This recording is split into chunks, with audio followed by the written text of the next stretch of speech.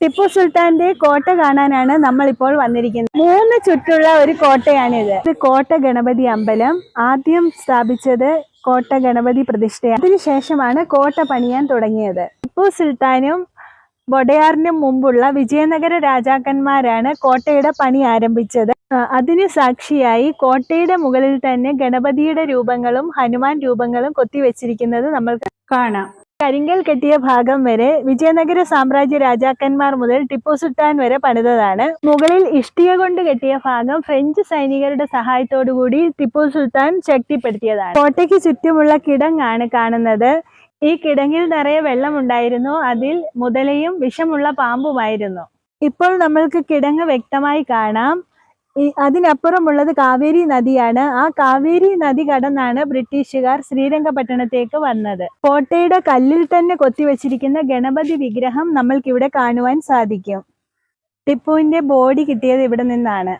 ടിപ്പു സുൽത്താൻ മരണപ്പെട്ടത് ഇവിടെ വെച്ചല്ല, അത് തൊട്ടടുത്താണ്. അത് നമ്മൾക്ക് കാണാം. ഈ വാട്ടർ ഗേറ്റിന് അടുത്ത് വെച്ചാണ് ടിപ്പുവിനെ വെടിവെച്ച് കൊന്നത്. അതിന് നമ്മൾക്ക് 2 തെളിവുകളുണ്ട്. വാട്ടർ ഗേറ്റിന് മുകളിൽ തന്നെ ഒരു ഇൻസ്ക്രിപ്ഷൻ നമ്മൾക്ക് കാണുവാൻ സാധിക്കും.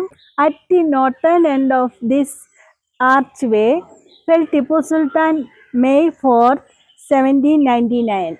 ഈ ആർച്ചിനടുത്ത് വെച്ചാണ് ടിപ്പു വധിക്കപ്പെട്ടത്. അത് ബ്രിട്ടീഷ് അധികാരി വരച്ച ഒരു ചിത്രത്തിലും നമ്മൾക്കത് കാണുവാൻ സാധിക്കും. ഈ ആർച്ച് വേയിലൂടെയാണ് വൊഡയാർ സാമ്രാജ്യത്തിന്റെ സഹായത്തോടുകൂടി ബ്രിട്ടീഷുകാർ മൈസൂരിലേക്ക് കയറിയത്. കോട്ടയ്ക്കകത്തുള്ള ടിപ്പു സുൽത്താൻ താമസിച്ചിരുന്ന പാലസ് ആയിരുന്നു ഇത്. 4ാം ആംഗ്ലോ മൈസൂർ യുദ്ധത്തോടുകൂടി ബ്രിട്ടീഷുകാർ ഈ കൊട്ടാരം പൂർണ്ണമായി തകർത്തു. യുദ്ധസമയത്ത് ടിപ്പു മരിച്ചുവെന്ന് ബ്രിട്ടീഷുകാർക്ക് ഉറപ്പില്ലായിരുന്നു. അതാണ് അവർ ഈ പാലസ് തകർക്കാനുള്ള കാരണം. രംഗനാഥസ്വാമി അമ്പലത്തിന്റെ ഓപ്പോസിറ്റിലായിട്ടായിരുന്നു പാലസ് ഉണ്ടായിരുന്നത്. കാവേരി നദിയാൽ രൂപം കൊണ്ടിട്ടുള്ള ദ്വീപായ ശ്രീരംഗപട്ടണത്തുള്ള രംഗനാഥസ്വാമി ടെമ്പിൾ ആണിത്. അത് 2ാം ശ്രീരംഗം എന്നറിയപ്പെടുന്നു, അഥവാ മധ്യരംഗം എന്നറിയപ്പെടുന്നു. കേണൽ ബെയ്ലി ഡഞ്ചനിലേക്കാണ് ഇപ്പോൾ വന്നിരിക്കുന്നത്. ഇത് ഒരു അണ്ടർഗ്രൗണ്ട് കാരാഗ്രഹമാണ്.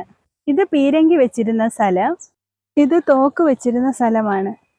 തോമസ് ഇൻവാൻസ് കാരാഗ്രഹമാണ് ഈ കാണുന്നത്. ടിപ്പുവിന് വിരോധമുള്ളവർ ഈ തടവറയിലാണ് കൊല്ലപ്പെട്ടത്. ടിപ്പുവിന്റെ ശ്രീരംഗപട്ടണയിലുള്ള സമ്മർ പാലസ് ആണിത്. സമ്മർ പാലസിനകത്ത് ടിപ്പു സുൽത്താന്റെ ഒറിജിനൽ ചിത്രങ്ങൾ കാണുവാൻ സാധിക്കും. സുൽത്താൻ ടോംബിനെ ഗുംബസ് എന്നാണ് അറിയപ്പെടുന്നത്. അതായത് ഹൈദരാലിയെയും ഫാത്തിമയെയും ടിപ്പു സുൽത്താനെയും ഇതിനകത്താണ് അടക്കം ചെയ്തിരിക്കുന്നത്. നമ്മളിപ്പോൾ കാവേരി സംഗമ സ്ഥലത്തേക്കാണ് വന്നിരിക്കുന്നത്. ഇവിടെയാണ് കാവേരി വന്ന് സംഗമിക്കുന്നത്.